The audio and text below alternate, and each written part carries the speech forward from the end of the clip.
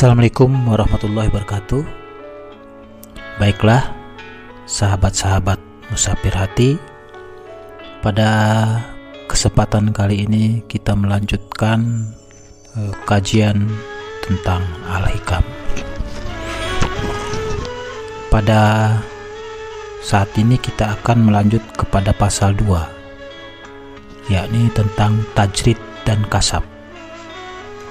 Pasal 2 ini berbunyi, iradatuka tajrida ma'a iqamatillahi iyaka fil asbab min syahwatil khafiyah wa iradatukal asbab ma'a iqamatillahi iyaka fit tajridil inhitatai minal himmatil aliyah.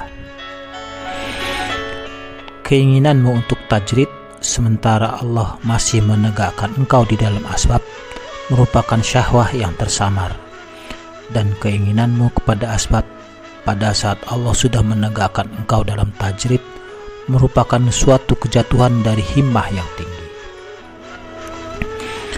Adapun syarahnya, dalam pasal ini Ibnu Athaillah menggunakan beberapa istilah baku dalam khasanah sufi yang harus dipahami terlebih dahulu agar mendapatkan pemahaman yang utuh.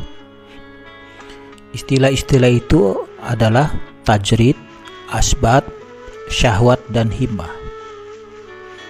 Tajrid secara bahasa memiliki arti penanggalan,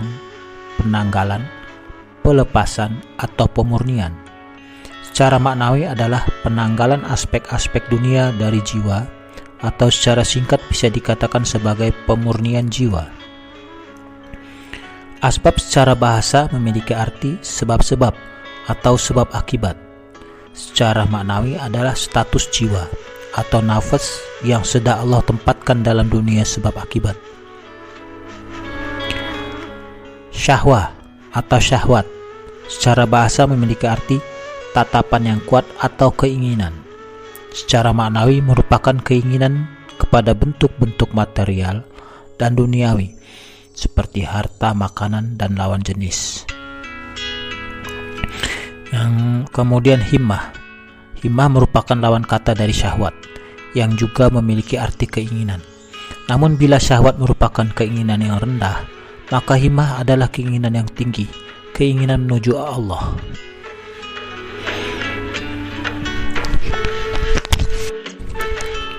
Menurut kalangan sufiyah, tajrid dibagi menjadi 3: tajrid zohir, tajrid batin, dan tajrid keduanya.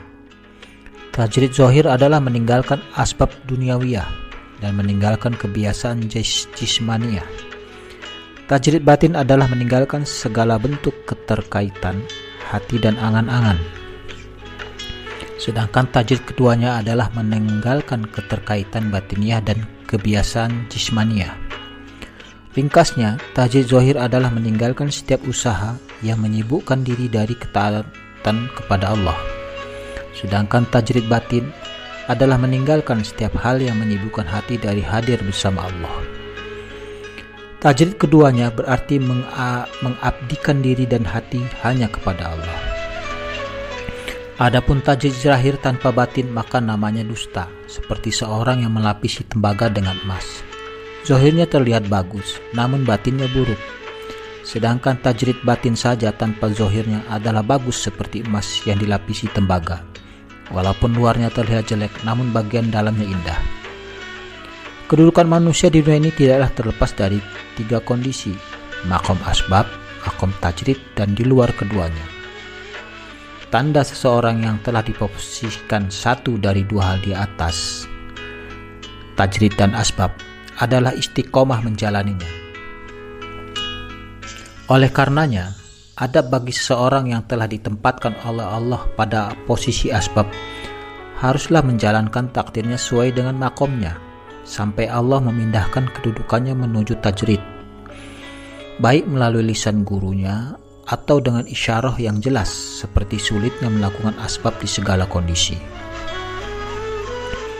Keinginan untuk berpindah menuju makom tajrid padahal dirinya ditempatkan pada posisi asbab merupakan syahwat yang tersembunyi.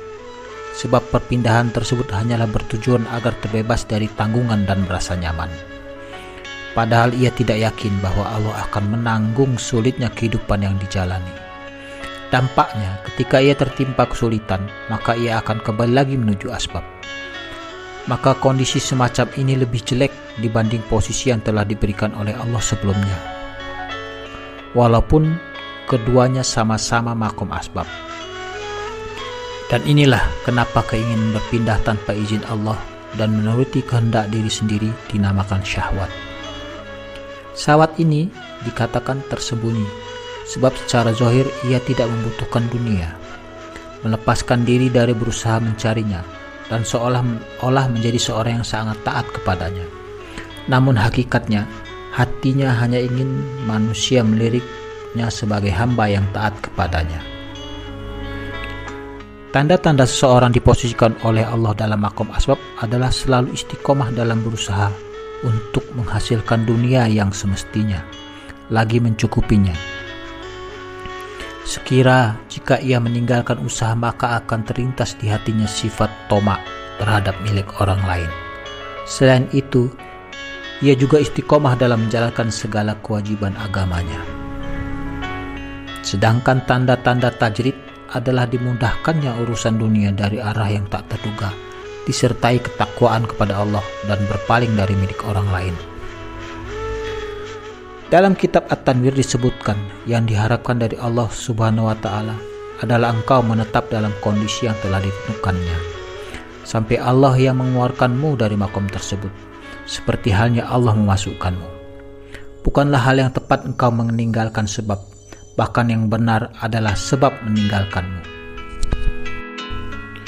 Sebagian ulama berkata, sesekali aku meninggalkan sebab yang seperti ini dan seperti ini. Kemudian aku kembali melakukan usaha tersebut, sampai pada akhirnya sebab yang meninggalkanku. Maka aku tidak kembali lagi menuju sebab tersebut. Diceritakan bahwa Syekh Ibnu Athaillah suatu hari ingin menuju kediaman Syekh Abil Abbas Al-Mursi. Saat itu hati Syekh Ibnu Athaillah berniat ingin melakukan tajrid. Seraya berbisik dalam hatinya, usul pada Allah dengan kondisi semacam ini, hanya sibuk dengan ilmu zahir dan berkumpul dengan masyarakat sangatlah sulit.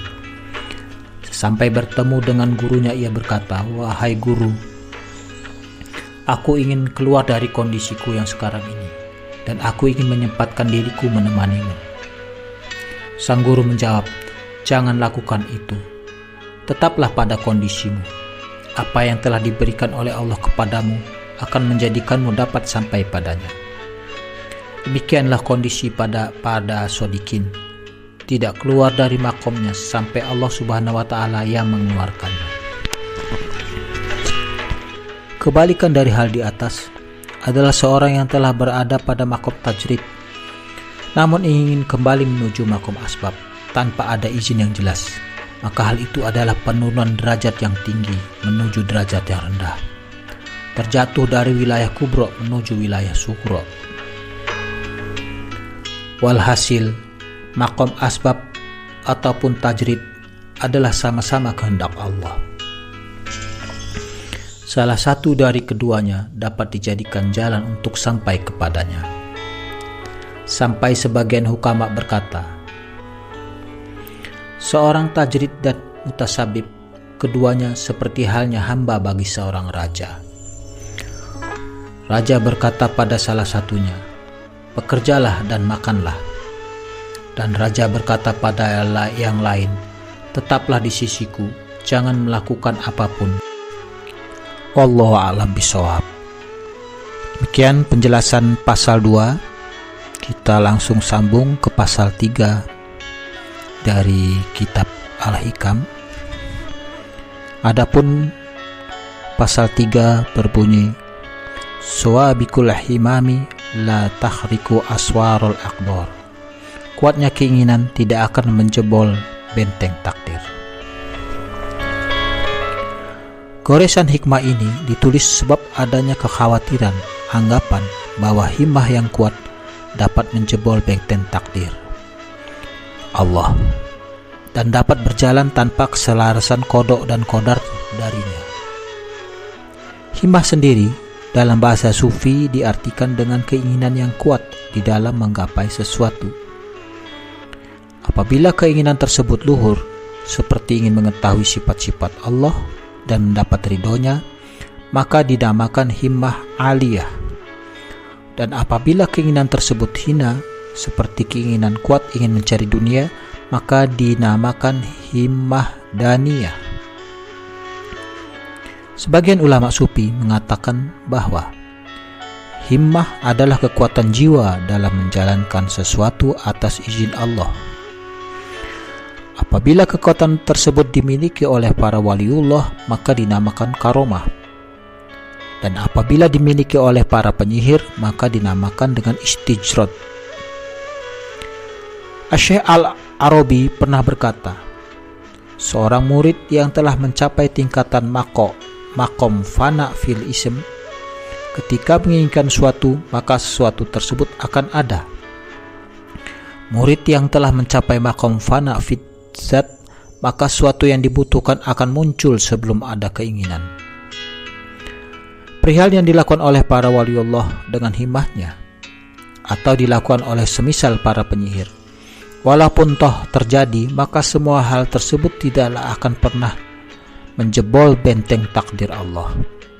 Dengan kata lain, semua hanya terjadi atas izin Allah. Oleh karenanya, yang perlu kita yakini adalah bahwa himmah adalah sebab saja, bukan yang memberi dampak dan bukan pelakunya. Bahkan pelaku yang sejati hanyalah Allah Subhanahu wa Ta'ala. Allah berfirman, wa ma hum bidoroina bihi min ahadin illa biiznillah. Dan mereka itu tidak memberi mudarat dengan sihirnya kepada seorang pun kecuali dengan izin Allah.